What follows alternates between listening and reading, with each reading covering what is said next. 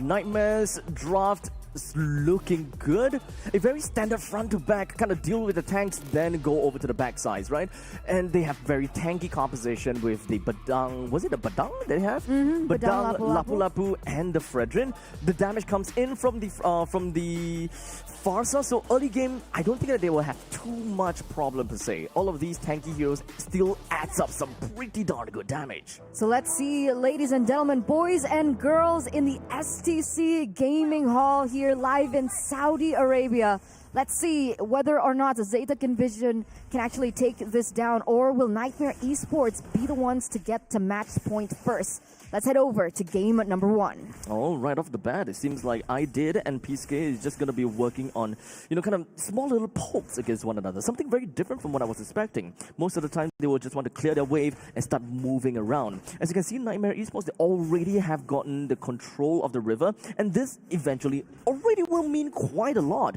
Information gathering from Niightmare Esports definitely is on the top here. But this is exactly what we predicted, right, from the drafts. A lot more river control coming from Niightmare because of the way that they have drafted. That composition is very strong, especially for that first neutral objective. I don't know whether or not ZETA Division actually want to go for the contest over that first turtle or not.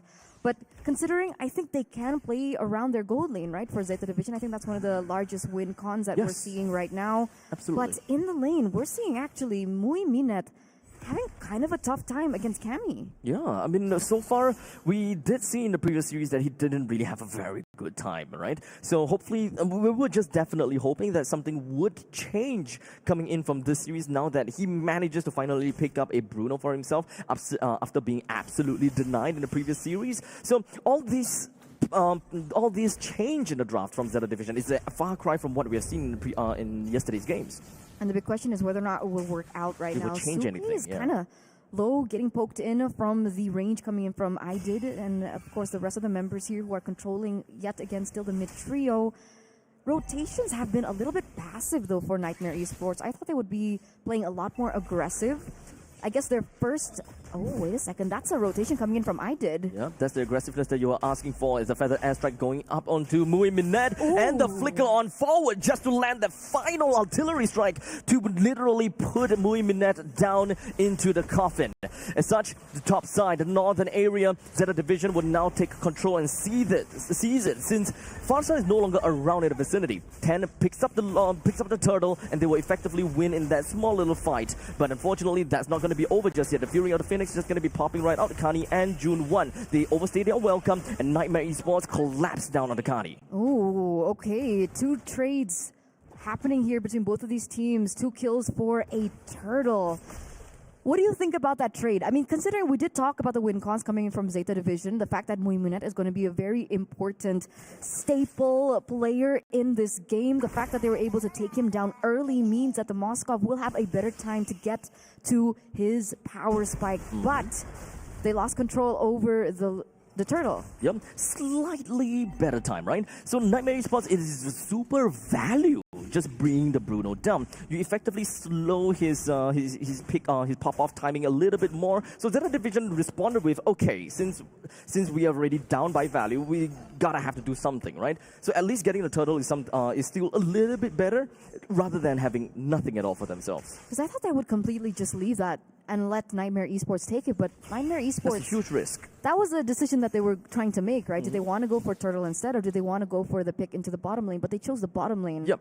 Personally, I will say that if they're able to stop ZETA Division's Mui Minet from popping off earlier, that is absolutely the direction I would go.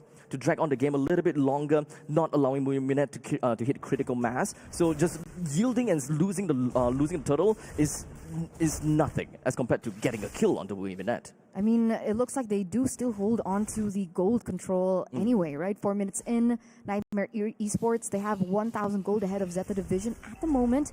But again, it goes back to very passive rotations. I think Niightmare Esports are the ones to try to test the tempo here, especially now. We do see I Did already in a position. Do they want to go for a pick onto June 1? Oh, I Did actually popped himself right out of the brush just a tad a little bit, forced to expand the flicker, but he's in the safe spot as his artillery strike will be more than enough to bring June 1 down.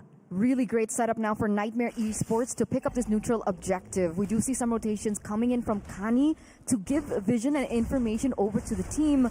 But the fact that they already have that kill in their belts, they have a man advantage.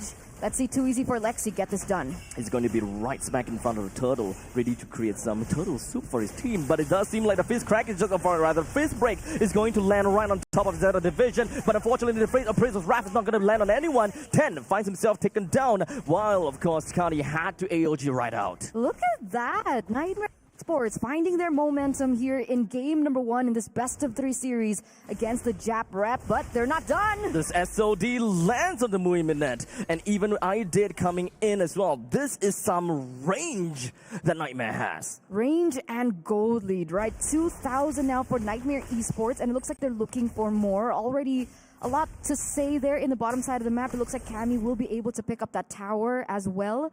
By Lucy, also really good zoning control over on to June 1. So things are looking really good for Niightmare Esports right now.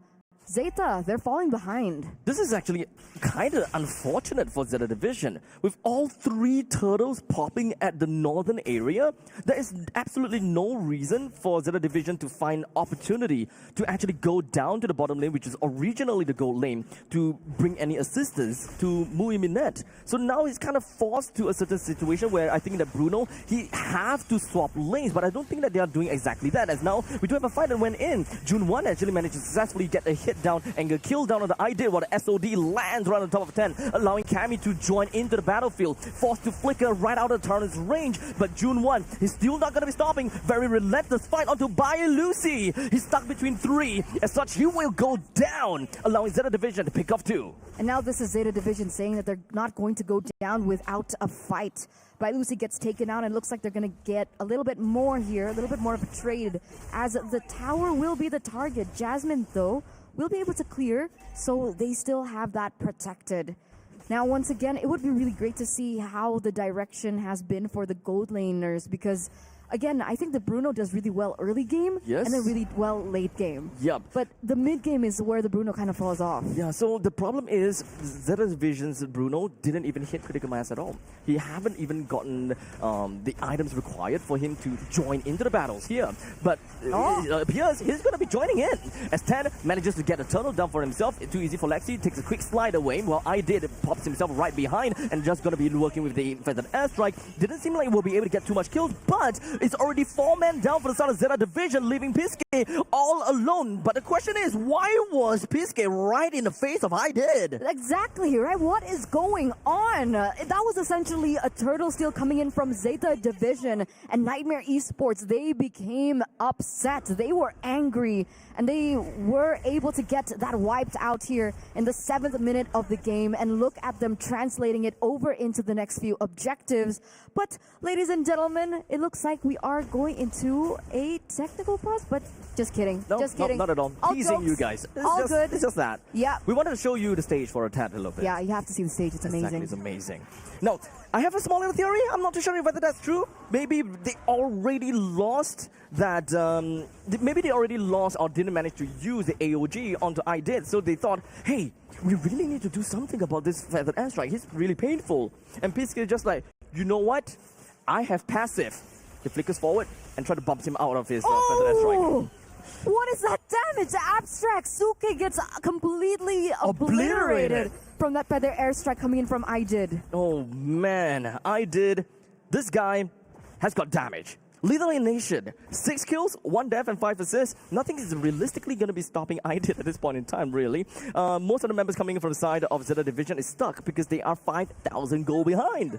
This is a problem. This is a problem. And on top of that, right, Lethal Ignition as well to just, I would say, amplify that damage. We're looking at the damage dealt rankings here. Look at that. By Lucy is actually the one on top. Oh! Jasmine! Catching 2 when it comes down to the bang and crack plus the flicker combination, and it just seems like things are going great. As Niightmare Esports, they did suffer a little bit of damage, but it's not going to bring anyone down just yet, unless by Lucy actually goes down there. 10-10. Muiminet picks up that kill, but it does seem like too easy for Lexi. He is well on his chase against the soccer player, earning him that triple kill. The game's not over, the fight's not over, because now Niightmare Esports have a pushing lane, and that's the holy defense popped off with IDID getting himself the flicker and the 7th kill of the game. That is some crazy damage that Niightmare Esports are portraying here in these team fights. And unfortunately for ZETA Division, it has been a little bit scrappy. The positioning coming in from Muiminet earlier on, unfortunately, as he went into the right side of the map,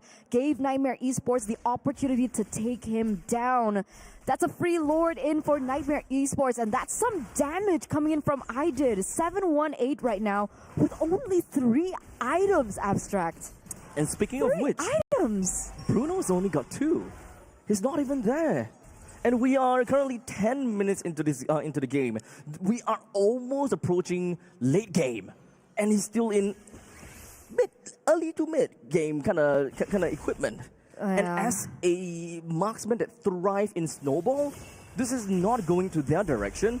Jun1 does not have the damage. Piske also does not have too much damage. He's a nuker, but hey, there we go. Kani with the AOG landing right on the IDID will effectively cancel out the feathered airstrike. But now all eyes on 10. They're trying to get a kill down to 10, but successfully the Thorn Rose gets himself right out of that ditch. But unfortunately, it does seem like it's Niightmare Esports. They will lose by Lucy. It's a 1-for-1 trade. Piske almost down, but a flicker backwards allows him to get out of dodge. But the fight's still going on. IDID finally manages to get his feathered airstrike after a very long and drawn-out fight. This has been so difficult for ZETA Division in these team fights because of the lack of range and how much damage IDID keeps doing. And remember, Cammy already has those 3 items, so look at that damage that he's putting. What?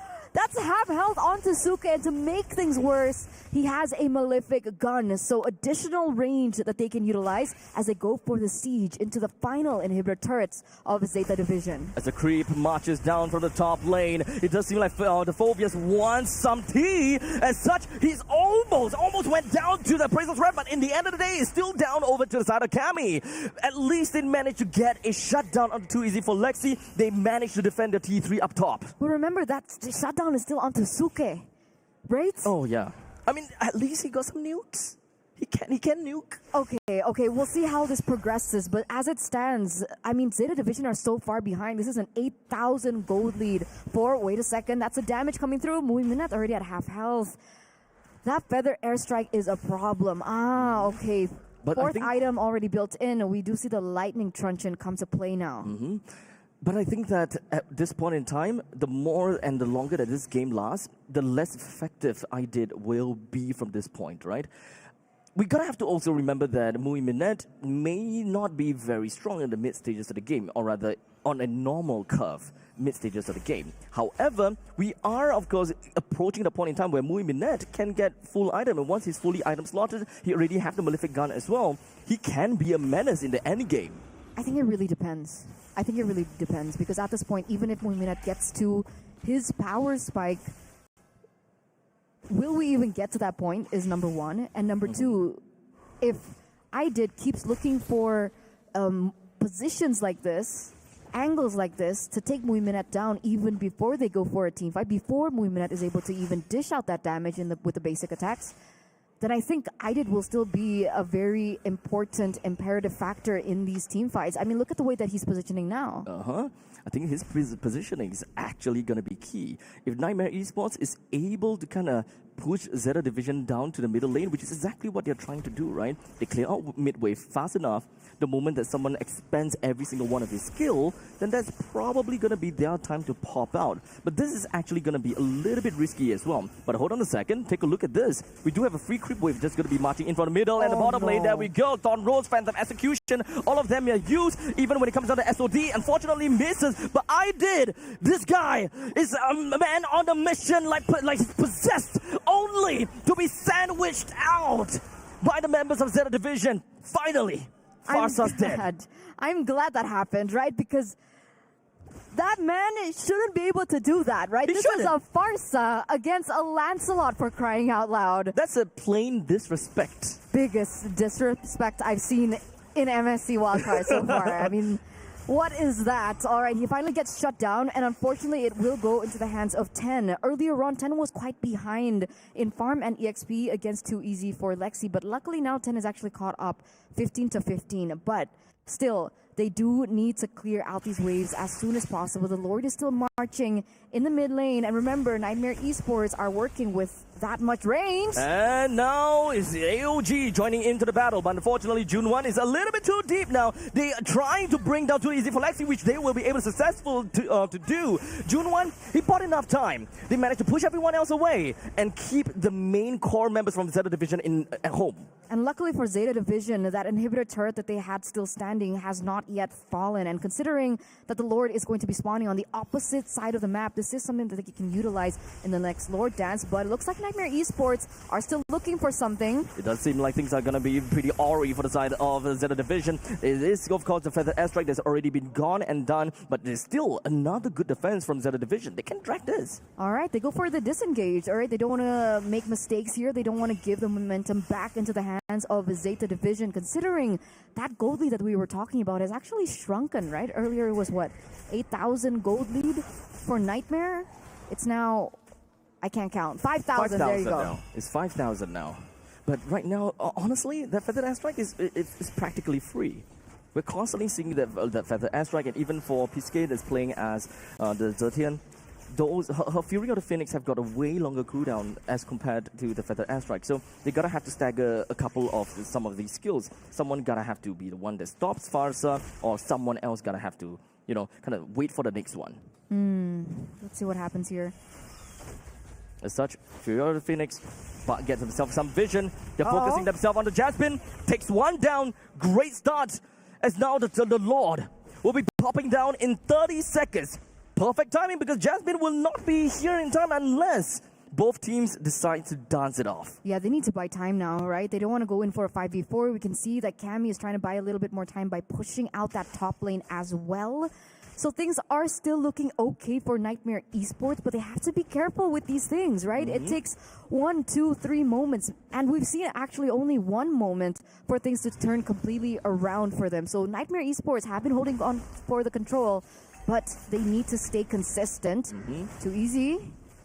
This is their window. This is the only one of the only point in time whereby the Lord is not on the opposite of his hard lane. As such, I did! One of the core members from the side of Niightmare Esports has already been blasted into oblivion. Now the Lord is currently lower than half HP. Kali takes the stride and is going to be put himself right in the center. Gets a good taunt down onto Jasmine. As such, with break and crack down. Mui Minette, the next one that will go down. 10 picks up the kill over to the Lord. And now he slides himself right out of the battle, only for himself to puncture through the wave of creeps, trying to buy a little bit more time. But what will that do for him? This is crazy, right? 10 single-handedly, despite him getting taken down, kind of improve the odds for ZETA Division to stay in this game. They still have the Lord, so they do have a little bit more control over these next few waves, but looks like Niightmare Esports want to end this here and there. Not the way that you want to go down as Piscay, as now you will have another one of these stars that will land out of the June.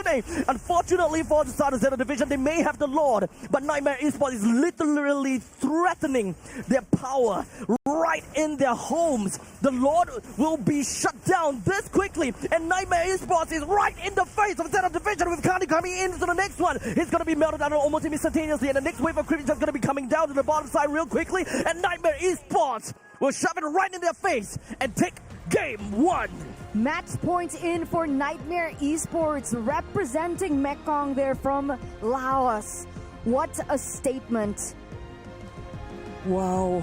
What a game. Nightmare. At one point in time, I really hoped and thought that ZETA Division could have done something, right? Because we were coming to the late stages of the game. Everyone that needed a farm already has the farm. And it's all about the execution, and they even managed to get a kill down onto I did. Early on to the Lord's fight, they don't have to lose any more members. We've got 10 that managed to take the Lord. However, he decided to kind of like swing all the way backwards and kind of buy more time against Too Easy for Lexi, which I think didn't really quite do anything. I agree, but I think, again, it was very difficult to execute without the proper tools. Yeah. They wanted to go for the Bruno in the gold lane, makes sense. They But have then they no didn't have opportunity. mid-trio prio. Yes, they also didn't have any form of opportunity for them to go down to the bottom lane to, engage in a battle where Bruno will be able to join in, right? As Bruno is an early game marksman, unlike any other marksman, you're kind of encouraged to join battles kind of early so that you can kind of pop off, get yourself a little bit of that snowball. But in this game, every single one of these turtles were toward the northern side, and Muiminet is always being targeted with the superior mobility coming in from the Farsa. I didn't necessarily blame them for kind of losing control over these objectives, right? Because I think that's what the Fredrin has an advantage with the Farsa as well in the mid lane. So they're able to clear a lot quicker. They're able to rotate a lot faster as well. But why didn't they play for Muiminet? That was the one thing that I couldn't really get my head around. That's my question as well. It's one thing for the objective to not play towards your lane, but during those down times of the turtle, they haven't really been visiting Muiminet down in the bottom lane. In fact, he has been completely all alone. Their own jungle is completely wide open and no information whatsoever. I think that they are overexpending their resources on the opposite side of the map, thinking that, hey, if we put 4 members up to the northern side of the map, then maybe the opponents, like Niightmare Esports, will echo back and say, okay, if they have 4, we put 4. And we'll try to fight it out, kind of thing. Yeah, makes sense. Only for them to realize, oh crap, they're actually going for Muiminet. So it feels like they were a little bit confused as well. Oh man, I think we might have underestimated Niightmare Esports. Definitely, their series against VP did not tell their story. I mean, we did mention that in the beginning, to be fair. Yes, to be fair. Okay? To be fair, okay. So let's get the few cents coming in from Gideon. Gideon, what did you think about game number 1? Ooh, that was game. That was a little messy, I'm not gonna lie, Yeah. because I think the biggest problem that I'm seeing here from the side of wildcards, teams don't recognize how far ahead they actually are. Like, that was a pretty big winning scenario for Niightmare. Like, I did so much damage. I did literally almost everything. You did? I did. Oh, the player. That's why he's got Right, one of the right. best IGNs. I love it. I was thinking about it in the back the whole time, riffing off as many lines as I could. But he was in a phenomenal position. It's really strange to see when you have, well, not even him. Everybody else was actually pretty far ahead. Even their gold laner was in a really good position. I'm just surprised they didn't close out the game sooner, and it dragged out to a point where they started to make some pretty silly mistakes as well. I did is dealing with 10 all the way in his base and then misses the ability to get squished. The fact that he's positioned himself in an awkward flank angle during the last Lord take that 10 was able to steal away, that could have gotten a lot worse if Tsuke was just playing a tad bit better. The ult timings definitely were not as good as I was hoping it would be. I don't know. It feels like Niightmare, they got away with a lot, but Zeta Division definitely had opportunities to punish as well. So weighing the odds, generally a pretty messy game for me. That's me though. That's me. But for you guys, what do you think are some of the bigger adjustments that need to be made? Because, I mean, considering how inconsistent both teams are, and I think that Niightmare probably has the better early to mid game, it's the late game that I'm most worried about if it does ever get there, if Zeta have a scaling style of comp. Honestly, for Zeta Division, I think that they just need, if they favor that Bruno, they have to play with the Bruno and for the Bruno. They left him alone a little bit too much. We talked about that previously. And as for Niightmare, I think they're fine. Just don't play with their food. That's all. I think it's overhype. Like, We're is it so not? close to the win. Right? Like, I can do this. Guys, let me do this. Boy, Okay, what I did a if? thing. What if I do this? Because that would be definitely Yeah, like clip. yeah. It's a clippable moment if he was able to get 10. He right? was. It was going to be a clippable moment. Guys, we're going to go on a short break, and when we come back, we might just see the conclusion, a team go home, or we're going to see the full series, baby. Let us know what you guys think about either one of these teams in the chat and some of their adjustments. We're going to go on a short break. When we come back, more MLBB action.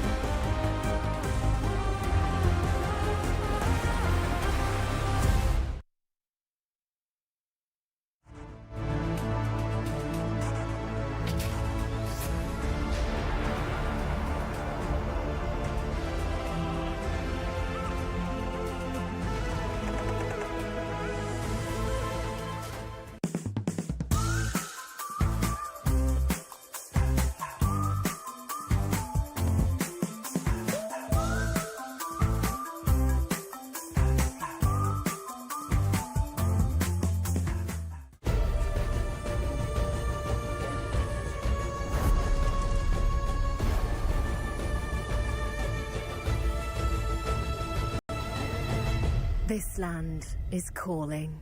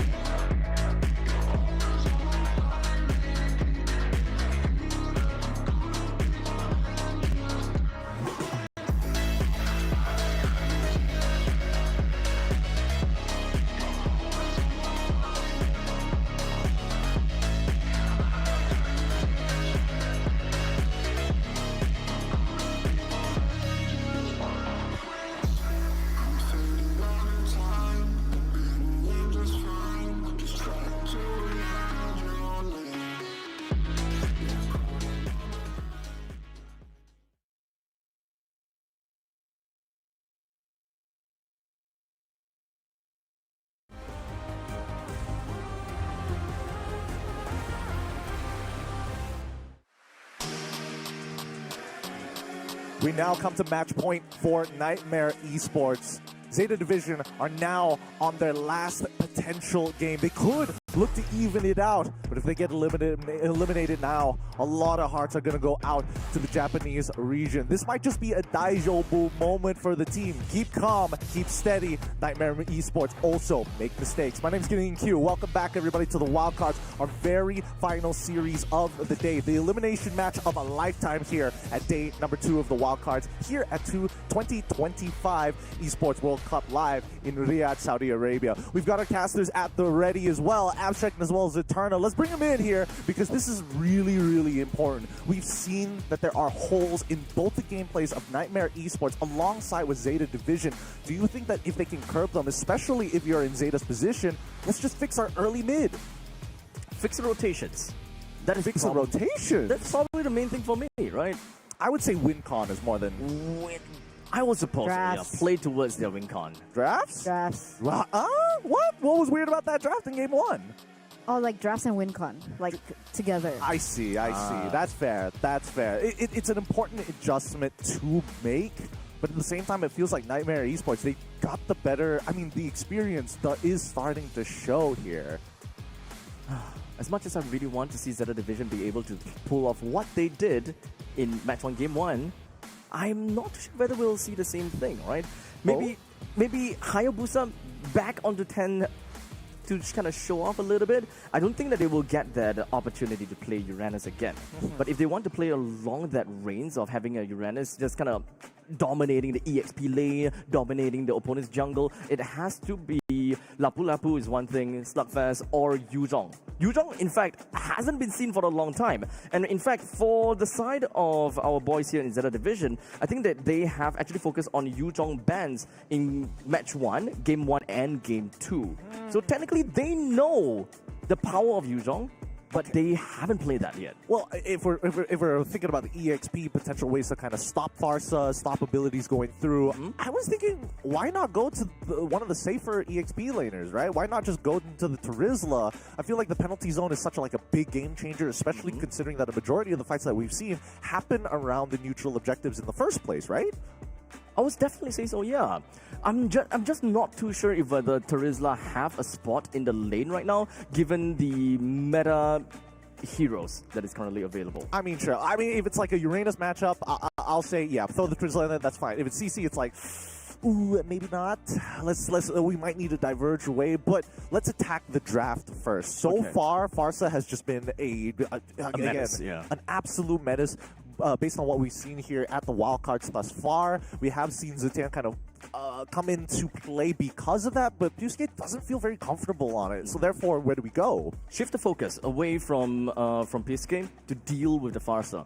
back to the XP, as you were mentioning. I think, okay, Terizla, one thing, Yuzhong, the next one. Anyone that have a very reliable stun to kind of deal with a stationary target, take that burden away from Piske. Let Piske be the one that deals damage a little bit more in order for them to kind of encapsulate the early stages of the game. But I think in order for that to happen, we have to go back to the basics. We have to go back to the draft. So let's say ZETA still come into blue side, which that's what I was about to mention. Why the Irrital?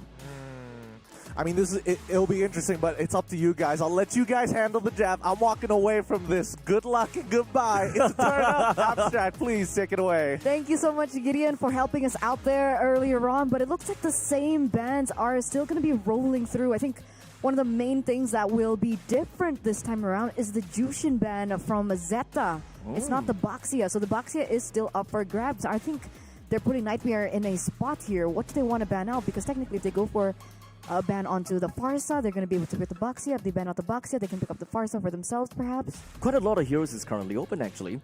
The only few things that we really gotta mention is the fact that June 1 or maybe June 8, I'm not too sure which is the right one, but the Uranus is not possible. But instead, for the side of ZETA, they have decided, you know what, let's pick up the Farsa. Let's get ourselves a couple of high ground and just force Niightmare into us, and we'll answer the question later afterwards. I like this, yeah.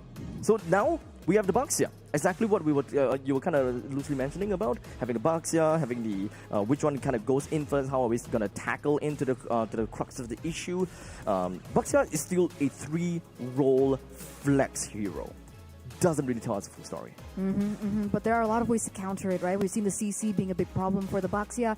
Kimi is an option, but technically they've already went in for the Farsa instead. We're looking at heroes like maybe the carry potentially to kind of be able to stop this Boxia and his presence, especially in the early stage of the game. But I do agree, these are some flex picks coming in from Niightmare that they are going to be able to utilize over ZETA. Yep. With the Arlet, who technically is still also flex. Yep, it's a very difficult question. It's a very difficult thing to ask, right? But I don't think that we'll see another XP. Oh crap! No, you can still see an XP. Considering the fact that Boxia, if he were to go to jungle, Arlet goes over to Rome, then you can have an additional XP later join into the mix for Niightmare. But ZETA Division, they still absolutely love their Bruno. So Bruno plus Farsa, pretty good combination. I kind of have a feeling that they might want to play a Fredrin here. It kind of feels like it has been a natural combo, having a Fredrin plus the Farsa. It makes sense. I like the adaptations here. I like that you mentioned it as well, right? Because last time it was very difficult for the Bruno to get to the point where he was supposed to get because they didn't have mid-trio prio. So now with the Farsa in the helms, they didn't have to ban it in the first phase. Turns out they take it for themselves. With the Lapu Lapu, this shows that if the Lapu Lapu can get that level 4 ASAP before the turtle, they should be able to have control over the neutral objective take 2 if they have the Fredrin. So for Niightmare, I think Fredrin might be banned out in the second phase, depending on what this next pick will be. Do they go for something like the Valentina, the Zetian, to kind of... Oh! They deny away the Hayabusa and pick it up for themselves. And it's a considerable threat to Bruno as well as the Farsa. Yep, so backlines, be wary. How are they gonna be dealing with this Hayabusa is ultimately gonna be the main question. Now, the fact that we still have flexibility on the side of the Boxia as well as the Arlet kind of forces ZETA Division to a point that, okay, we definitely gotta ban mages, because it's kind of tough to tackle the next one, right? There is actually, gold lane. Yeah, never mind. So it's already decided. One of them will be XP, one of them will be Rome, so they're lacking of mage and gold lane. The Kimi gets banned. I think that's a very smart ban. Really good control as well in the early stage of the game. Plus they already have the Boxia, so they already have peel for the Kimi if it was picked up for themselves. ZETA sniffed this out, and they also deny the Granger, who technically would also have a good time against the Bruno in the early portions. Lancelot also gets respected away. What do ZETA want to do here? Do they want to go for something crazy like the Fanny?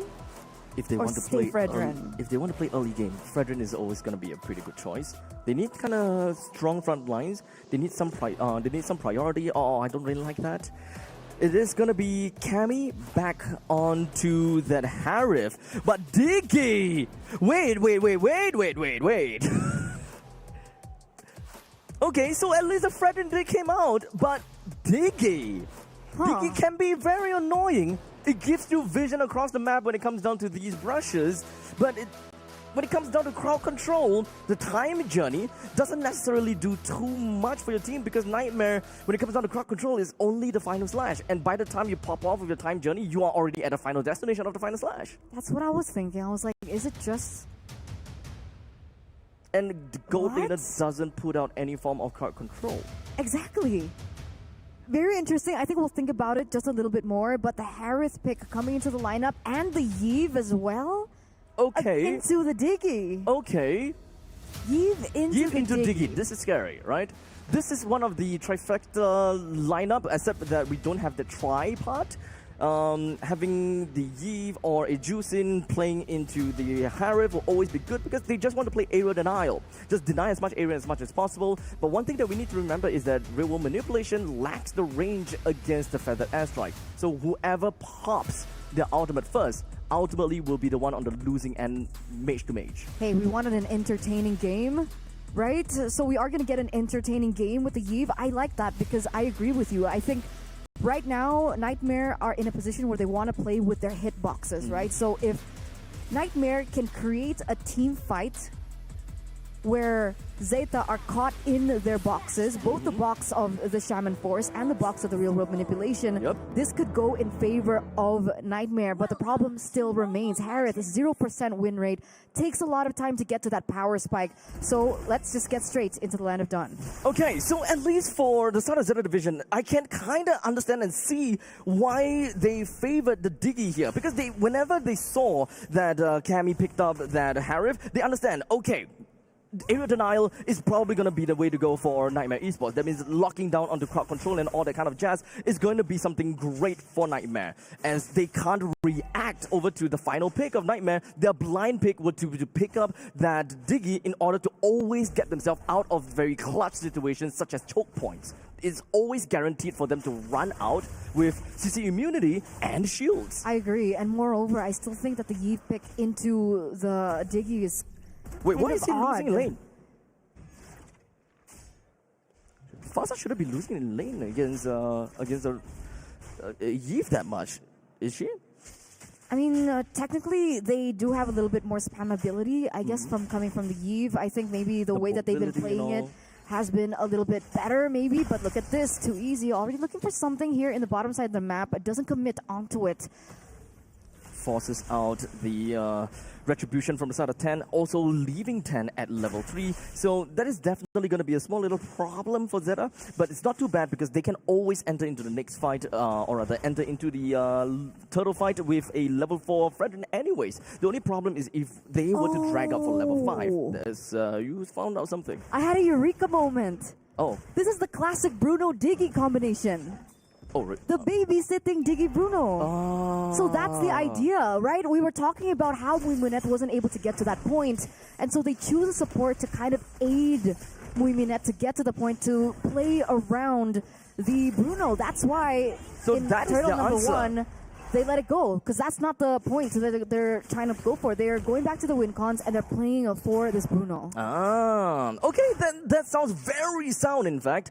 The fact that Muiminette has never been able to win in his lanes in the first series and the second, and the fact that they played the Bruno now, they need to definitely put some resources up in the goal lane. And we were even talking about for the fact that, look, they didn't send any reinforcement over to Bruno. So why not we keep one person in the goal lane? Okay. But then everything else will suffer. So, because we haven't seen this in so long, Abstract. I think it's been a couple years since we've seen this combination. I don't even remember this. Exactly, right? I know about so babysitting long. service, but not exactly onto a Diggy, because in this case and in this game, the first thing you think about is crowd control, immunity. That's the first thing whenever you look at a Diggy. Because technically speaking, if we want to take a look at a babysitting, there is Rafaela, there's Florin, which actually will work pretty great for this team, actually. And funnily enough, coming into the MSC wildcards, we haven't even seen any of those support heroes. Exactly. Which were actually, top on the block. But wait a second. RWM is just going to be popped right out, but unfortunately for the side of Niightmare Esports, PSK as well as 10 ran away pretty effectively, even when Niightmare has expended 3 ultimate. So they haven't been able to pick up anything other than that neutral objective, right? Rotations still not working into their favor. I think there's something going to be happening here in the top side of the map, but no, too easy. He doesn't commit. No bueno. No catch coming in from 10. But speaking of which, this is still kind of like an early game thing that we want from ZETA Division. They can, of course, drag as much as they want, but they are still technically going to be on a tad bit of a timer. But unfortunately, too easy for Lexi, looking for an opportunity on the PSK. Not getting it, though. Just going to force a wings by wings there as another rotation happens here for the side of Niightmare. And again, that's their main focus here. They're going for the neutral objective again. Turtle number 2, which should fall in favor with them with absolutely no contest coming in from ZETA, who meanwhile on the other side of the map are looking for a cross-map play, looking for a pick onto Cammy. If they do have a babysitting Digi for Mui Minette, then I really hope that Mui Minette goes for the Berserker's Fury's first item, just so that they will have that power spike super early into the game. As such, it is going to be the time rewind. It's just going to be connecting down onto Jasmine, takes him down pretty effectively. In the meantime, we also do have got the time journey popping right out. Not going to be enough for Kani to stay alive, though. Cammy is completely untouched throughout the entire ordeal. Jun1 joins into the fray. He does have the bravest warriors going about, but unfortunately, I don't think that they have enough damage. Mui Minette actually flickers himself right into the RWM, but that is quite a bit of kills that ZETA Division managed to net for themselves. Very aggressive flicker there coming in from Mui Minette. Luckily, at this point, I think IDID's damage is not quite there. Not there. So, not punished, and yet they were still able to take control over the kill onto By Lucy. But remember, those were a lot of resources expended by ZETA Division there just to get By Lucy down. Meanwhile, Niightmare going to be able to pick up that turret in the bottom side of the map, thanks to Too Easy for Lexi. Yep, I did still have a lot of farm to his name as compared to the Farsa. Farsa having only 2.2 thousand gold, and damn, the Yip with 3.4. So in terms of the power spike, I did definitely will still be a lot more valuable. We'll see. That's the Filipino experience showing through here from the side of Niightmare Esports. They're still gonna put some pressure here onto the top side of the map. It looks like Cammy is aided as well in that particular venture. Jasmine by Lucy. That's a concealed play. Are they going to go for it? Wants to go for the proxy, but not going to crash onto anyone just yet. But Niightmare Esports managed to zone the ZETA Division out of the T1 turret, effectively allowing them to get the second T1 turret. Another trade that they're going to be able to pick up for themselves. And when it comes down to the next neutral objective, it is going to spawn in under 1 second. And Too Easy for Lexi is at level 10. Oh so, no, wait a second. Mui Minette! He got caught, but never mind. He managed to turn things around. Managing to get a kill down onto Cammy. A little bit too quick on the trigger. It was a mistake from Mui Minette, only to turn it otherwise. That's a time journey for you, right? The ability to go for the cover. That's why Mui Minette went in for Flicker instead. But look at this. It is the turtle that will be going to the hands of 10. Niightmare Esports realizes that, okay, we lost the turtle, we gotta fall back. He's a level below of Too Easy for Lexi. Still gonna be able to get that retribution down. That's very interesting. This is kind of rough for Niightmare, but it's okay because they still have pretty good skilling over to the later stages. The timer is actually more on ZETA Division, in my honest opinion, unless they go late into the game where PSK as well as June has, PSK and Mui Minette has enough farm to kind of max themselves out. I wonder what happens, right? Late game Bruno, late game Harith. Let's say both get to that late game power spike.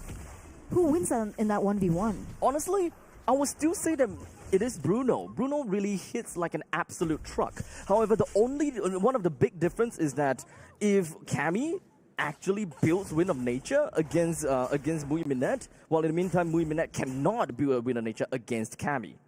But in the most realistic fashion is not about the marksman against the marksman. It's about more of what are the threats that are going to the marksman, which in this case, Too Easy for Lexi, he can actually go for Mui Minette, which we might be able to see at this point in time, because Too Easy for Lexi is currently slowly making his way over. Did not manage to get a kill down on the By Lucy, though with great taunt, as long as time rewind on to Jasmine, the Appraiser's Wrath, just absolutely floor it down over to the side of Jasmine. It feels like Niightmare Esports time and time again are forcing fights out of ZETA Division when Cammy's nowhere in a position to deal out the damage that he's supposed to, right? So I wonder why they keep going for it. Technically, there is damage coming in from Too Easy for Lexi, but I think maybe a little bit more time would be warranted to get to that point, to allow Cammy to get to the power spike. BuyLucy goes in again. They really want to take down the T1 turret here. It is going to be BuyLucy that overcommits into that fight, just hoping that he'll be able to throw his body just to ensure the survivability of the T1 turret. I don't know, but this has happened more than once, Abstract. BuyLucy going in first, no backup, no follow-up. It has been a consistent pattern, right? Funny timing as well. I think that he's undervaluing himself. Undervaluing? Yeah, he's undervaluing himself to the point that, hey, you know what? Even if I die, it's fine because I'm protecting something else, such as a turret. That's so sad. But meanwhile, looks like ZETA are quick on their feet here, already opening up the Lord. Oh my god, it's actually a battle of the mages. 1-for-1 trade going on about. But unfortunately, ZETA Division actually gets the Lord as they now move on to the next target. Jasmine taking a little bit too much soccer balls into the face. As a rewind time, he's just going to be touching onto Jasmine, and MSC takes the last hit on top of him as well. We even do have Cammy that actually dropped down the Zaman Force. Unfortunately, that's not going to do too much for them. Things are going wrong for Niightmare Esports. Ladies and gentlemen, here in game number 2, already at match point, just need to steal the deal. But unfortunately, they haven't been getting their way in these team fights. IDID gets taken out right before they even allow the real world manipulation to hit its mark. And so the value of the team fight becomes not there, non-existent. ZETA Division 1-for-3 trade. They have a Lord marching down as well into the bottom side of the map. Nightmare Division, Nightmare Esports, they really gonna have to be really adaptable at this point in time. What? The amount of catches the ZETA Division have got for themselves is a little bit too much for Jasmine to follow up on. As such, Nightmare, it is a 4v6 situation right now. We do have Biscuit that will be popping up with that feathered airstrike to hopefully be able to zone everyone else away. But this is a T3 turret in the bottom lane, almost going down. Massive bonus already. That's so much damage as well from the side of ZETA Division, and it looks like they are looking for more here. Looking for yet another siege. Pisque finds himself tough spot, but he has a lot of shields. We got Too Easy for Lexi, comes in from the back. He found the opportunity. Brings down Pisque down. 10 may be able to get a kill down on IDID, but it is going to be a trade, leaving June, the last member remaining. 4-for-1 trade there, Abstract. I think ZETA stayed a little bit too long there, and Niightmare Esports were able to capitalize over it from the get-go. They're punishing the mistakes from ZETA. They wanted to end it as soon as possible. They wanted that final tower, but wait a second. June 1 is all alone here. Niightmare Esports going to be able to rush through mid, and that's another tower falling in favor of Laos. Now the thing is, for ZETA Division wanting so bad that T3 turret, I can't naturally blame them because technically they are on a timer, right? But unfortunately, it's still a little bit of a greedy case because Nightmare, yes, they did lose Jasmine. That is kind of an opportunity, but you still cannot take away the fact that Niightmare Esports, they still have got a pretty good goal lead for themselves. With that gold lead, I'd love to see the items. I'd love to see how far Cammy is when it comes down to it. Oh, Thank you. Beautiful. Thank you. And there it is. The 3 items are built in. I think Divine Glaive would be the very next if they want to go for a little bit more of a greedy build. Yeah. But with the Holy Crystal already in the hands of Cammy and not too much magic defense, I think this could be the moment where Niightmare Esports find their mark. Okay, so right now I think that if it's going to be a mage versus mage fight, I don't think that IDID is going to have too much issues dealing with the feathered airstrike, given that he's got the blood wings now. But regardless, with the Lord currently spawned down to the bottom lane, with a Hayabusa onto the side of Niightmare Esports, they got to adapt, right? Because this is essentially an ube from ZETA Division. There's not much things that Too Easy for Lexi can do with his OG Shadow Kill. So as much as possible, if he's able to find an avenue, kind of push down the opposite lane, trying to apply a little bit of pressure through macro, it would be great. But in the meantime, there we go. It does seem like both of the mages decided to pop their own individual ultimate while June goes into the back trying to deal with IDID to stop him as much as possible. But Too Easy for Lexi is going to be the one to go down from the side of Niightmare Esports. But ZETA Division will lose 3. Nightmare pushes their way through. They don't have much of the follow-up to try to stop Tens or June. So they are going to be focusing on to the next. This is just going to be a wet noodle fight and Tens will just casually walk away. Wow, 3-for-1 trade already, and it looks like they're looking for more here. 2v1. Can 10 get out in time. Oh, they are just ensuring that 10 will not be able to recall back home because that Zaman Force will drop that T3 turret in the middle lane so easily. And 10 is currently kind of stuck there. Luckily for them, they still have control over the Lord, so there is still a little bit more time, and Nightmare will not be able to end it here and there it is. Abstract. That's the next item, Divine Glaive, already built in. So even the frontliners in June, in 10, they're going to start to feel it because despite that Radiant Armor, that Divine Glaive should be able to burst through it. Yep. And again, we were talking about Mui Minette earlier on. Yep. Remember when he made that flicker play? Very aggressive. Yep. They were able to get Bai Lucy down, but he did it again into Cammy, who's already at this amount of items. So he got taken down, he got punished for it. And again, these mistakes are going to be continuously utilized against ZETA if they still want to look for control here and if they still want to stay in this best of 3. And now, take a look at the items. We are this close to Bruno getting fully slaughtered when it comes down to the itemizations. Perhaps we're almost there, but in the meantime, the Farsa only has got 6.4 thousand gold. Falling behind, 135. Falling behind a lot, Peacekeep.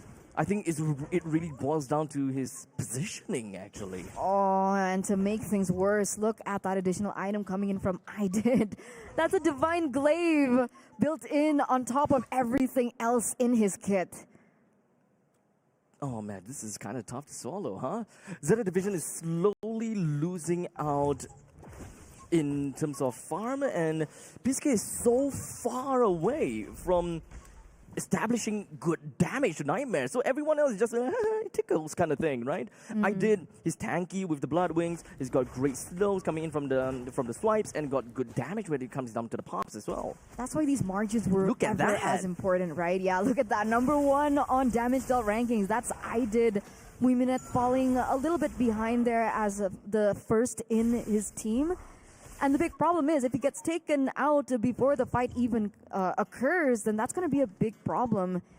You highlighted it best, I think, Abstract. I think ZETA Division were on a ticking time bomb. They went full into this combination between Kani and Mui Minette, the Diggy and Bruno combination, but they didn't capitalize over it before Nightmare Esports were able to get to the power spike. So now they have to really think about this because technically they also don't have too many people that they can send to the far lane to control and utilize in the Lord dances. Exactly. Not much of a thing that they can do when it comes down to the macro. Because right now what they're doing is pure micro, play for team fights, just the crap out of everything. So the moment that Too Easy for Lexi finds the avenue, from the back lines, completely blindsided ZETA Division. Where did that come from? As ZETA Division now finds itself absolutely demolished. Jasmine manages to find himself running away with just a sliver of health. The ones left is going to be 10 as well as June, the only 2 front lines, because this is a back-to-front fight coming in from Nightmare Esports. Where are all the damage? They're all dead. One more away from a wiped out. Ladies and gentlemen, things are going ever as wrong for the Japanese reps here in ZETA Division. We haven't seen them in half a decade on the international stage, and it looks like that journey will end here. It's all on Peacekeep now. He only had 4 seconds to come back in June 1. Needs to buy as much time as possible to clear out every single one of these ways, and it does him! They managed to clutch it out! They held on from the imminent push in the middle lane. Peacekeep wait! He flickers on forward and catches by Lucy! And they're able to prolong their lives. Suke finally stepping up here in the 17th minute of the game, prolonging ZETA Division's tournament life here at the MSC wildcards as they once again are going to be able to fight back with 26 seconds left on the clock for Bailucci. They also don't have a jungler here. Ladies and gentlemen, this should be a Lord for the Jap reps. There is no jungler from the side of Nightmare Esports. This is quite a swing. As the Lord now credited over to ZETA Division, this is not an evolved Lord just yet though. The only thing that ZETA Division could possibly be able to get is this T2 turret in the middle lane. If they're able to kind of force everything, oh wait, if this Lord actually lands the charge, then there's T3 down. What a turnaround, Abstract. What a change. Man, this has been an up and down journey for both of these teams, and I think timing was just so good for Suke, right? Finally able to get that Holy Crystal. Yes. We saw the damage, and unfortunately, From the side of Nightmare Esports, they were clumped up as 3, so the damage went in full throttle. That's 10. That's not good. Taunting down, and now they manage to lock down over to Jasmine. He's trying to walk away. However, the damage coming from Muimin is just a little bit too much. The Lord locks on over the turret. Cammy loses half HP. Junwan focuses and drones him away. As now the bravest warrior will be taking up to the front line while Audi opens up the RWM to hopefully zone everyone else away. As Junwan, he lost his immortality. He tried to focus down onto the turret in the middle lane, but they don't have got any creeps because they also didn't manage to bring down the T2. The creep wave slowly moves right in. Piske tries to be an artillery and snipe down onto I did, but he don't have the opportunity just yet. They managed to buy enough more time, and now Cammy goes down! ZETA Division! They're climbing back as I did! The last member remaining as ZETA Division! They end the game and get themselves into game 3! We're going all the way, ladies and gentlemen, as ZETA Division fights back here in game number 2. They're not going to go down without a fight. What a way to end this day. Woo! ZETA Division. I can't, man. Oh my god. To be right at the doorstep of exiting MSC Wildcards 2025 only for June to say, let me hold on the door for you.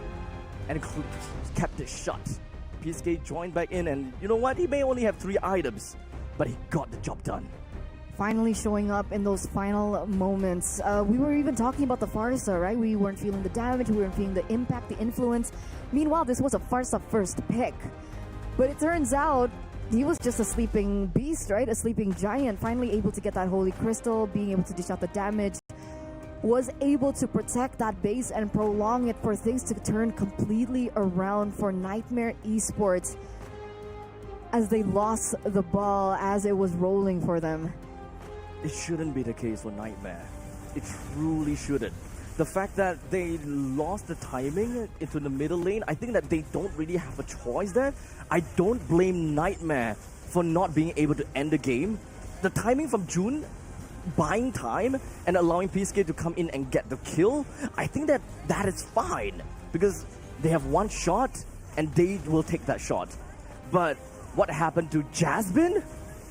I think that turned the game completely upside down. The fact that he was in their own jungle, in the small little pixel brush, to gain information for something that they don't need because the Lord is already marching down to the bottom lane. You would expect an escort team for the Lord because that is a guaranteed T3 takedown. Yeah, this was the moment, right? Jasmine gets taken out first. Oh man, it's just really unfortunate for Niightmare. This truly shouldn't have happened for Niightmare. If they, on hindsight, if they defended from the base and maybe even given away the T3 turret, it's okay, it's fine. They still have opportunity to come back. They did. But once again, we're going 1-1 here. Gideon is back. Thoughts on game number 2? Oh, thoughts. What can I say? Everything that we mentioned about weak points from both of these teams really came to show, but I gotta give it on over to ZETA Division. These guys, they're throwing up the sign. Remember this. They're looking for tournament lives, but more importantly, that late game scaling is what saved them at the very end. Obviously, Diggy didn't look very good from early to mid, but then once Busuke was getting his items, once we and I gotta give it up. You saw the players down there, and they were even showing it to the cam. They were like, Junwan, this guy just saved us the game. He carried them mid to late. He was the one that was turning these fights around. If not for him, for just buying all that time. And when it comes down to tempo, it's always been the thing that I've been trying to say. Junwan needs to play heroes to lead them from early to mid. Play around their jungle, and as long as he's the one that's kind of like holding everyone's hand, let's go forward, it should be all right. Big brother Junwan. Just got to open up the way, open up those bushes, and maybe they'll turn things around. Honestly, I really thought that this Diggy was kind of troll. At first, I was like, nah. And then Niightmare played into it by locking in the Yiv, and I'm like, well, what is happening here? Why are we doing this? There's a lot more to discuss, but It just means that we're going to get that game number 3. The match is currently 1-1 between Niightmare Esports and as well as ZETA Division, looking to continue their run here at MSC's Wildcards. We're going to go on a short break, and when we come back, it's going to be more Mobile Legends action.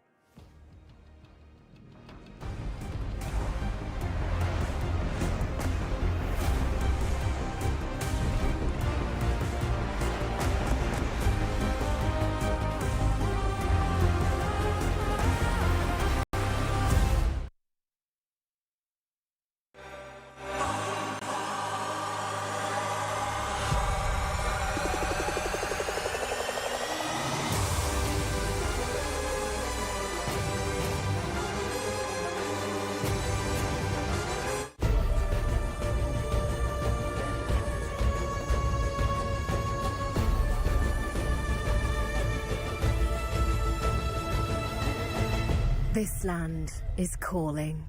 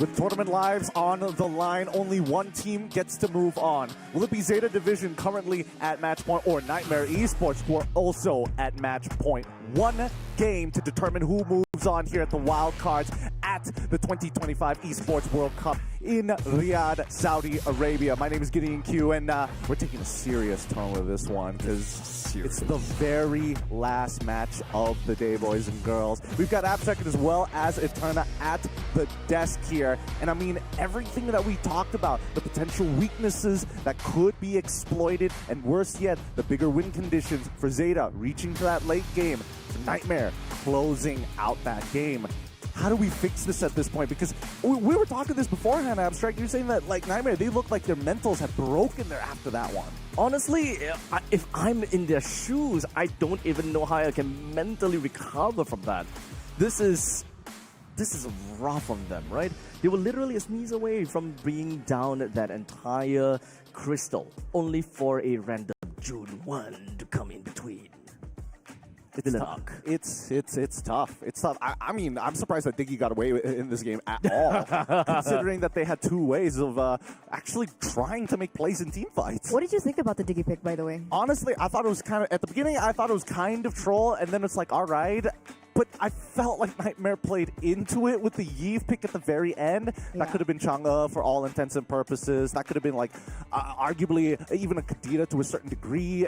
I mean, it's personal opinion. I could definitely be wrong. We'll see how this meta continues to develop as we are now going to make our way into the draft. The final time we might see one of these teams, and it's stressful, very, very stressful. But I think Shrug it off. we need to talk about adaptability as well as flexibility here. Eterna, I feel like Niightmare isn't as comfortable like adjusting on the fly compared to ZETA.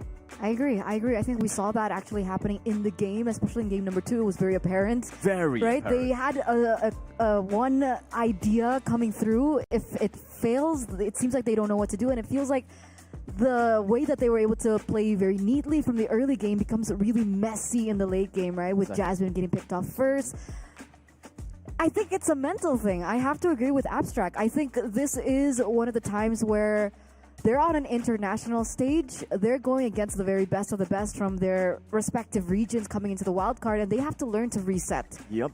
For that game, if you're talking just from the draft, you mentioned about the Eve. The great thing about Eve, you keep people contained in the box, be it the slow or hitting the edge. But the moment that the Diggy comes in, none of that is affected. It feels as though Nightmare just you know what, screw it, let's just stick to our original draft and just play towards that lane. But in the meantime, for the Hayabusa, the moment they realize that opponents playing Ube, there's nothing that Hayabusa could do with his OG Shadow Kill anymore. He's trying to look for angles, but not really utilizing the entirety of the map and his mobility to play the macro game. That's the thing. The tunnel vision seems to be very, very apparent for Nightmare, especially when it's like, we've tried it 2 times. It's like, one more. Third time's the charm. 17 minutes into the game. 8th time's the charm, guys. This time, I'm sure we'll be able to get a Sky Piercer stack somehow. Sometimes it just doesn't work out. And I totally agree with you. They should have played throughout the rest of the map. There was multiple opportunities for them to actually pull attention away and understand that, yes, neutral objectives are important, but it's not necessarily what's going to win you the game, right? So with missing inhibitors, and especially that scenario where it's like, you don't have to just take the Lord. You can kind of hold it hostage and threaten the base every single time. But coming into game number 3, do you think we're going to see this Diggy again? Because the biggest contestation I've noticed so far has to be that Farsa. To see the Diggy again? Probably not. But I think this entertaining kind of style from ZETA Division is definitely coming back to the 3rd game. As long as they're able to throw some curveball, you know, it's not straights all the time. You gotta throw a curve. You gotta drop the ball at any time and just be like, oh crap, what do I do as Nightmare? When are we gonna see that fastball? We're gonna jump right into it. Nightmare Esports on the blue side, ZETA Division on the red side. Eterna, Abstract, good luck. Take this draft away. Thank you so much, Gideon. We're going to game number 3. Once again, match point for both of these teams. And once again, we want to highlight how important these drafts are going to be. Will we be seeing another crazy kind of a scenario coming in from ZETA Division, or will we be seeing just the meta coming through? But it's also important to note that these 2 teams have actually opted to swap sides. Now, what's the change-up? That is the question for the side of ZETA. I know that this is going to be super intense coming into this draft, but the teams, they're taking the time, they're making it slow, right? And that's completely understandable. I do want to break the air a little bit. Take a look at the player portraits. For this whole time, I always thought that every single one of these players have the same exact earrings. They're boxes, aren't they? Yes, boxes. But I thought that they were I also thought they were earrings. I'm gonna be honest with you here. High five. Wow.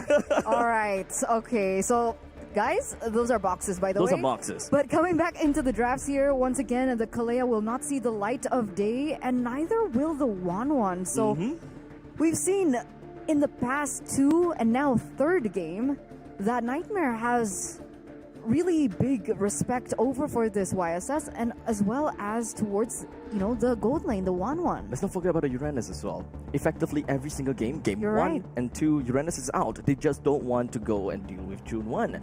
In fact, I think from the previous game, they know that June 1 is exceptionally the exceptional player, the key player of the team. As much as possible, try to probably deny his picks if his picks are just not viewed or picked up in the first phase. Uranus has to be the 3rd ban here. If Nightmare don't ban the Uranus, I think that it's gonna be in the field of ZETA Division.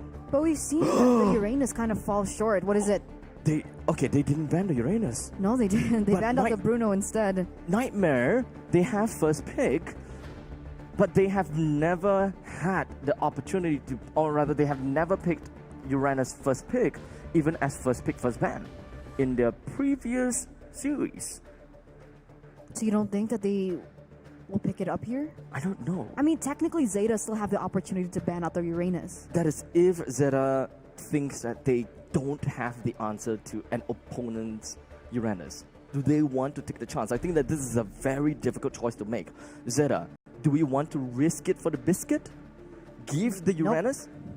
Or don't give it? Nope, they decide not to. They don't want to risk it. They don't want to take too many risks here in game number 3, where everything is on the line for them. Once again, an elimination match here, boys and girls. Now, Niightmare have the pick of everything. Technically, Baxia is available if they want to go for that. Really good flex.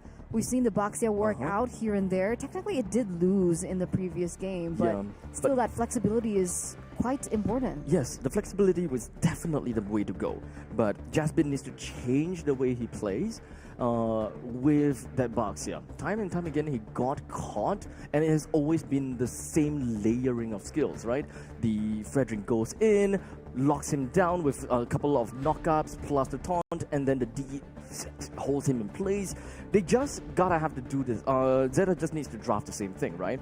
Having the Juicin available, this might just be a Juicin Fredrin pick if they really want to.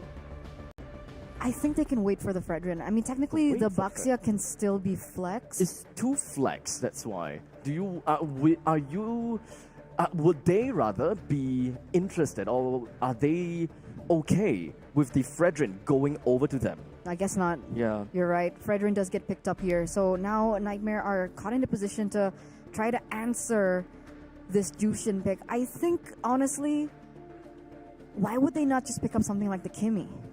Kimi has better range against the Jushin, faster clear as well. Yes, I think that is going to be a direction that we can go for. The orthodox pick is a Kimi, and with the very fact that they have a Boxer, perhaps they can kind of still keep that in the loop, right? So perhaps pick up a Kimi as the mage, and then get an XP laner. Unless there we go. Yes, Lapu Lapu gets picked up here, and the Kimi. Okay. They need to deny the Lapu Lapu from June 1 too. So as long as they're able to still make things ambiguous for their Baxia, and if they were to pick up the Kimi, is also some ambiguity for that side too, because Kimi can go gold. Do we really want Kimi to go gold though? I'm not a big fan, but she hurts a lot. She does, but it requires a lot of setup, I think, for the Kimi to actually work. The Eureka thing that I had in my head earlier on was, would it be crazy if they went Angela here for Niightmare? Angela for Niightmare. I think that is a viable option for both of them. So this can very potentially be an X factor coming in from both Niightmare and ZETA. If they want to further solidify the positioning, or further solidify the prowess and the survivability of Jasmine, if he were to play that as a Baxia, then at least the Angela can keep him alive and buy so much time and space. That's true. They both can actually utilize it, flex it into roam, right? Yes. Technically, both teams already have picked up the mid laners, but let's ignore the Angela for a second here as we're getting to the second phase of the drafts. What bans are we looking for from the side of ZETA? Do they want to take away heroes like the Granger, the Iritel? Oh, there you go. Still Angela, all right. Okay. Decided to take the Angela out. I thought that perhaps they would want to do that instead, considering the fact that they have the final pick. But I think that because of the performance coming in from, who's that, VP, right? Yeah, I think the performance from VP kind of made things a little bit too tough for them to let that go. Because I don't think you can use Angela into the Baxia. That's the problem. Like, face value, the Fredrin can work with the Baxia, but if you utilize the Angela into the Baxia in the early stage as well, the anti-regen passive coming from the Baxia, I think, would render the Angela a little bit useless. That's a good point as well, yeah. We may have saw a crazy combination between the Juicin and then Angela, but perhaps against a Baxia, that's probably a better choice to make. But right now, most of the jungles is actually open still for Niightmare, because the Baxia could go roam, but in this case, gold laner might be the case. Might be the ban for ZETA. Yeah, we're looking at heroes like Granger, Iritel. Yep. do they really? Okay, Bruno's banned out, so that's not an option that they can go for. Wan's also banned out, so those are the two heroes I think I'm thinking about. Irithel and who's that again? Granger. I'm sure the Nightmare will be happy with picking up a Granger for themselves if they really want to. Play for the early game. I think it's possible, right? Really quick rotations. Put the Baxia in the roam. Kimmy also should be able to rotate quickly as well as compared to the Jushin in the early stage of the game. I think that's a warranted choice with the Matilda also banned out. We're lacking of a roamer. We're lacking of an XP laner. I think ZETA definitely needs to get that picked out. They need to secure June's pick. Uranus, Gatokacha, Volvius, Badang roam. Okay. Unless I don't mind that because there's still flexibility in that. is this for Zeta? It's for Zeta, right? For ZETA, yeah. Technically, if they want to, they can still go for CC. Does the CC do well in lane against a Lapu Lapu? I would say that she is not fabulous, not the most fabulous answer against Lapu because Lapu don't have a very thick HP. He does though have very crazy healing potential. Abstract. Oh my goodness! That's the chip. That's the chip debut here in the MSC Wild Cards. We were talking about this chip from Left even open before for this so tournament long. started, and finally we get to see it come to play. But remember, the ceiling on this chip is incredibly high. You either do really well in terms of map control, or you do really, really bad, Yeah. depending on how the communication is within the team. Nitpicking though, why not leave the chip for the final pick? At least if they pick up a Badang, if they really want to go for that, then at least it will show like, hey, I've got a roamer down, so you don't have to be too afraid, kind of thing, right? And it's even gonna be a pretty good final pick because you are responding to a full draft from Nightmare. It solidifies if whether, hey, chip is gonna be great here, kind of thing. Yeah, and I think it would be really nasty, right, to have the Badang and the chip on the same side because you have ready to fight players coming through. And so Nightmare, they sniff that out real quick, right? They take away the Badang for themselves. It should be Badang roam. Granger gets picked up like we mentioned earlier on. And then the Masha final pick in for Zeta. Okay, so the pulled off the Masha pick going up against Nightmare, who they themselves also did the Masha. So now we're back to the same kind of problem where you lose in the XP. You potentially lose in the gold because let's be honest here, based on statistics and facts, Muiminet has never won in his lane before. I think if we're going back to the Masha point, I think it really depends. Again, we were thinking about ready to fight heroes, right? So the Badang came into mind, but the Masha can also replicate the same thing. So what if the Masha just clears, waits for the portal, and looks for pickups around the map? I think that's pressure that we might be looking at. As, ladies and gentlemen, it looks like we are ready. Elimination match 1 game away. Will Nightmare continue their journey here in the Wild Cards, or will it be the Japanese representatives in Zeta Division? Let's jump in to game number 3. Both of the junglers is going to be starting onto their purple buff first. So Zeta Division have got a bit of emphasis over to the gold lane while Nightmare Esports down to the XP. It does seem like we are having quite a bit of party here as Jasmine by Lucy as well as ID has already shown themselves down at the bottom. No reason for the chip to further involve himself, but it does seem like the middle lane Zeta Division is there first. So if they want to head themselves up to the top lane, they can definitely do that. See, I think taking a look at the emblems here, they are looking for that kind of strategy, right? Because if we're looking at it, that's Lethal Ignition. We also have the Assassin emblem coming through for June 1. So he's looking to one-shot. We'll see whether or not he'll be able to get to that point because as it stands in the lane, it looks like Bai Lucy is having a little bit of a better time in controlling in these waves. Bai Lucy can definitely clear out the waves a lot better.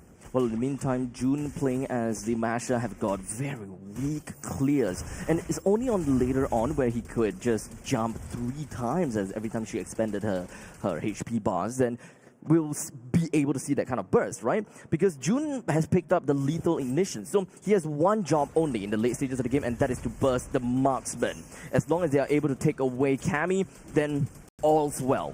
That is their current structure, and that is their current game plan. Cammy and I did. both of them, right? Both of them are going to be problems right, in the yes.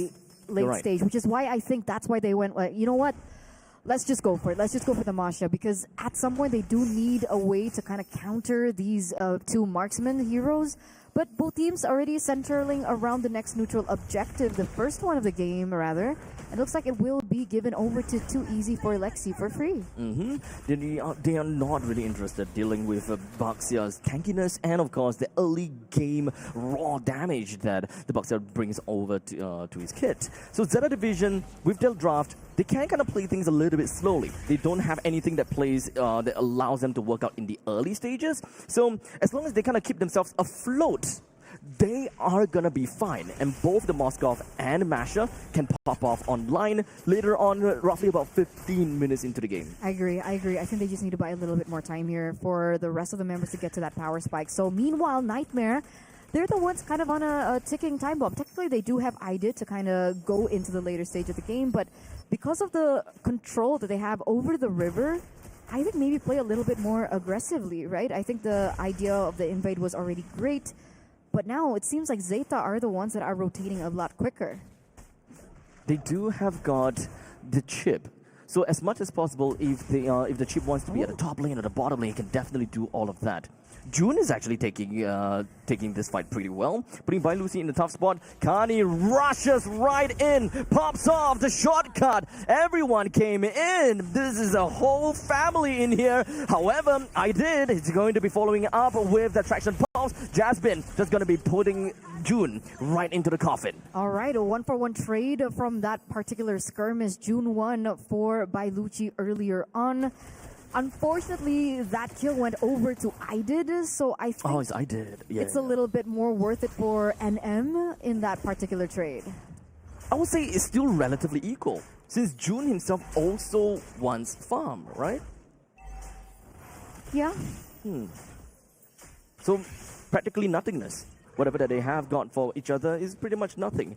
It's mostly all about what we have throughout the map, because right now Niightmare have got a well under 1,000 gold lead against ZETA Division. Perhaps this turtle is going to tell us a little bit more of a story, as it is going to be a completely uncontested turtle. Yeah, they're not going for it at all. They're leaving it completely wide open for Niightmare to take for themselves. ZETA Division looking to play around the EXP lane a lot more. I think you're right here.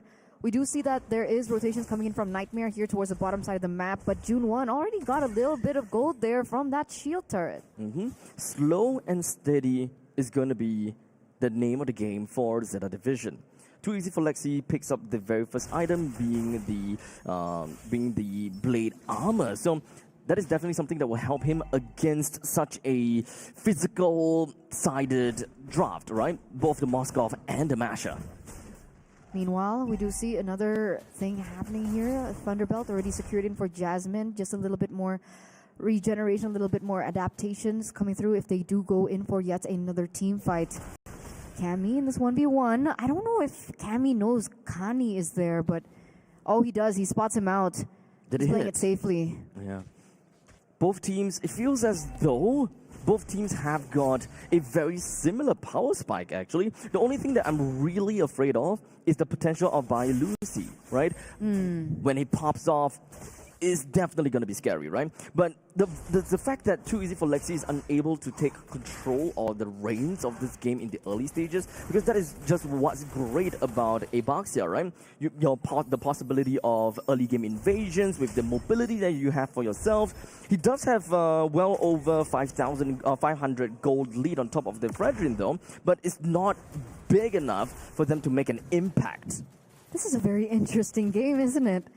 Interestingly slow. Interestingly slow. I think both teams are really afraid of making a mistake. As such, it's going to be Jasmine finding himself in the top spot. As such, he will be able to get himself away. But in the meantime, the Spear of Destruction will land on the Cammy, allowing Junwan to pop him off. IDIT is also going to be the next one down for the count. This is one entire family that just decided to take the portal up to the top lane. And that's the chip power coming through. Jasmine going to be the next one on the chopping block. As it doesn't seem like Jasmine is able to stay alive. Too Easy for Lexi. Why did you come in? Maybe you will be able to get a kill on the Muimina. there, but he misses the shield. He still manages to get a kill on down to Mui Minette, No though. way. But right now, Doozy for Lexi takes a double. No way, you're not supposed to be able to get away with that. That was a 1v3 kind of situation. We thought that was a blunder. Yeah. But too easy made that kind of equal for them. Granted, ZETA were still able to pick up the turtle. Wait a second, Suke. They're jumping on the Fiske, bringing him down. A good taunt down onto IDID, almost being able to do enough damage onto IDID.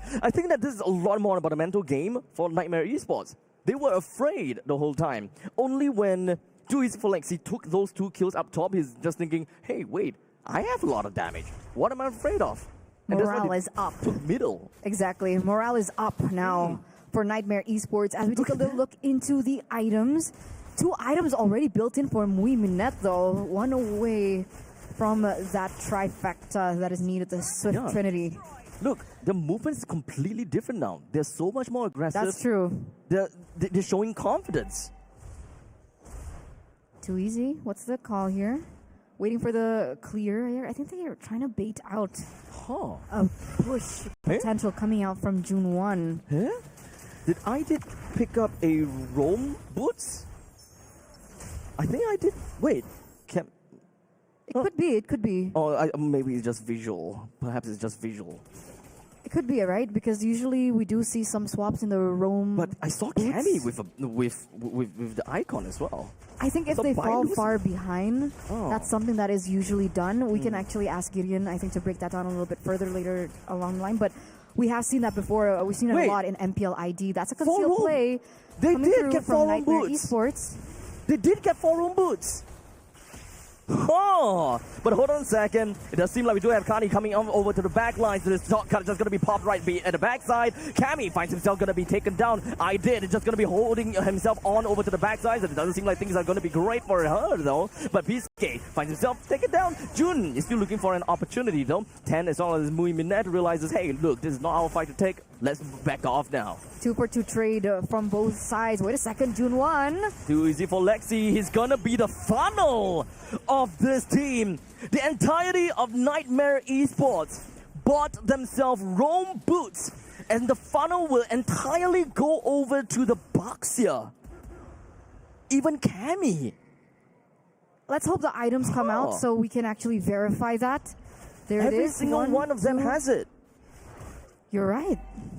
It's only the Boxia that have the jungle boots. Because usually we see either, the gold lane pick it up or even the mid lane pick it up, but this is all 4. I would understand XP laner picking it up because they want to funnel it over to the gold lane, or the mid laner is like, oh look, I'm a pause 4, not a pause 3. Let me just give it to the pause 3 and just allow someone else take it, like an SP laner. But in the meantime, by Lucy jumps himself over to the back lines. Mui Minette taking some free shots, but unfortunately, I think his positioning is a little bit tough. As Too Easy for Lexi will drive himself right in his face, getting himself a killing spree. This is actually pretty gonna be big. By Lucy finds himself taken down. Aiden is gonna be the next one down as well, as Jasmine just flickers himself forward, getting a kill down onto Aiden. 3-for-3 trade so far, but it looks like they're still looking to gain some more here. Suke goes in for the control over to Too Easy for Lexi, but misses. The Lord is still going to be given over to Nightmare Esports, but unfortunately, with so many members taken down, the big question is, will they be able to extract the utmost potential from this Lord take? I would say that this is likely concerning if they want to funnel all the farm over to the Boxia. How long would his power spike be, even if he gets all these items? He can be really tanky and all, but I worry for Cabby. We'll see how that goes. Maybe survivability is more important for everyone else, or rather survivability is more important for Boxia in order for them to win this game. As middle lane, T1 finds himself taken down, and Kani has been spotted out. Traction Pulse didn't land. Either or, right? Too Easy for Lexi is 2 levels ahead of 10. So when it comes down to neutral objective contest, and in this particular regard, the Lord, ZETA Division are falling quite behind. They should not be able to go for the contest unless they are able to. Wait a second. It's gonna be 10. Soaking up quite a bit of damage. SOD lands over to the back line. Piske is actually in a very, very aggressive spot. Kani taking a little bit too much damage. Pops out a shortcut, only for Kani to be taken down at this point in time. The Appraisal's Wrath unfortunately wasn't able to do too much, but he will at least stay alive. Iden's down. Mui Minette managed to catch that 1 kill. As now, ZETA Division, they're moving on forward. Yes, and they're going to be able to still defend the base as well, not losing a single inhibitor turret with 3 members down in the ground. Despite everything, despite ZETA division falling behind, it's only a 1,000 gold difference, Abstract. So at this point in the game, I still think that this can sway either way. It actually might go towards the side of ZETA division a little bit better. How are they going to do this? So if they're trying to get income, you know what? I'll just let Niightmare Esports play this out. We do have Granger that can farm pretty effectively in lane, so even with that, with the roam boost, it's not going to be that big of a deal. It's mostly about the passive income that will go over to the side of for the members. That is more or less all. If we're looking at the damage dealt rankings here, you can see the top 3 there, and I think Muiminette was able to get his hands on an additional item, the Malefic Gun, already in his arsenal. Gonna have a little bit more range to play with, more so in these team fights, which I think will be very important because we saw in that previous skirmish the fact that he was able to jump into the back line, take IDIT down. I think that was huge for ZETA division to come back in this game 13 minutes in. The Lord finally has spawned in the Land of Dawn. 10 is catching up, level 14, but he is still a level below, up too easy for Lexi. So how are they going to play this? I think that Muiminette is more or less online at this point. June 1, yeah. I gotta have to look up for him if whether he's got more than enough burst to realistically be able to do anything to Cammy or I did. He's currently disappeared from the map. He's not going to be showing himself down at the bottom just yet. Niightmare poses himself for this dance against the Lord. Oh, that's a spear. It's going to land. The Lord is currently still not going to go anywhere just yet, as now June 1 flickers straight into the eyes of Idid, slams him right down. There's nothing that Akimi could possibly do. Kami is still alive only until now. Exactly what they wanted from June, to snap right onto these 2 marksmen. And what's left is going to be the frontliners of Niightmare Esports. That's exactly what the Masha was built for, and that's why Kani was standing so patiently in that top side of the map. They're going to go all in here, 3v2, and look how much damage Muiminette is doing into this. Can they look for an end here? They might potentially be able to, or maybe not, because Idid is coming out right now. The fist break and fist crack pushes ZETA division away. But remember, the Lord is still marching in favor of ZETA division, right? These players are going to be coming back, and remember, ZETA division still has the chip. They can still utilize the portal to bring the players where they want, when they want. So, with the additional range that, of course, Niightmare Esports have, they should be able to clear this unless they find a big play here. Good macro game from ZETA division. They have got the Masher all the way out the top lane with a taunt down onto Lexi, while Muiminette suffers a bit from the traction pulse. Not going to be a problem though. At least we've got all of the T2 turrets that is destroyed. ZETA division slowly inches their way to victory. 2 waves are crashing. That's a big wave as well on the top side of the map. I think ZETA division are playing this really smart. As the portal goes over to the backside, where I'm trying to look for exactly where June1 is, but it doesn't seem like anyone on the backline is going to be bursted down just yet. Too easy for Lexi, crashes down onto June1. The amount of damage is a little bit too much for him to handle. It's very difficult. It's very difficult for them to look for the siege, right? Because technically ZETA division have a composition that works when Niightmare are out of their base. But if Niightmare Esports keep playing like this, if they turtle in their base, they have so much high ground defense, right? They have IDID, they have Cammy for that range as well, and ZETA division technically don't have any tools to work with if they want to look for that groundbreaking play, except for the chip, which the chip doesn't really work like a Luo Yi, you know? Yeah. But the thing is, it allows the macro play for June 1. He can push the waves however he wants. He can put a lot of that macro game. But the most important thing is that June 1, the problem about the Masher is that he needs to run to the marksman. But if we have Chip, for example, conceal himself, jumps out of the back lines, drop the shortcut, that is a free passageway for a Masher to get closer to these marksmen. But I think that still, again, only works when they go around the next neutral objective. Yes. So that's something that ZETA division has as an advantage over Niightmare Esports, considering they not only have the chip, but they also have the Moskov to play around. Yes. Right? So much options, so many tools that they can utilize to make this Lord dance in their favor, and not to mention, ZETA Division have control over the far lane because Niightmare Esports don't have that inhibitor turret on the opposite end of the Lord. That's definitely a bummer. There's not a lot of things that Niightmare Esports can realistically do because they don't have that kind of cross-map play hero, except for Too Easy for Lexi. Yeah. But do you really want to throw your Baxia down to the bottom lane to clear waves?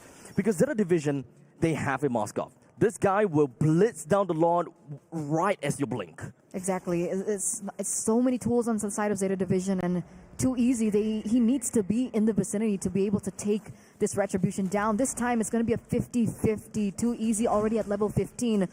That's a Lord already at half health. Who's going to be able to pick it up? Oh no.